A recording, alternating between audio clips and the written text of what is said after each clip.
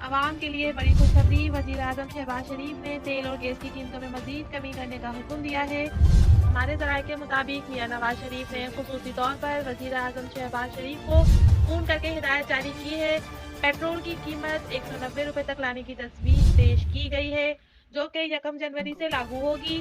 اس کے علاوہ Iran gas pipe line منصوبے پر دوبارہ سے کام شروع کرنے کا بھی فیصلہ کیا گیا ہے، جس سے گیس کی کمی کو پورا کرنے میں مدد ملے گی اور قیمتوں میں کمی پر بھی غور کیا جائے گا۔ پیٹرول کی قیمتوں میں کمی کا نوٹیفیکیشن 31 دسمبر کو جاری کیا جائے گا اور 1 جنوری سے نئی قیمتوں پر پیٹرول دستیاب ہوگا۔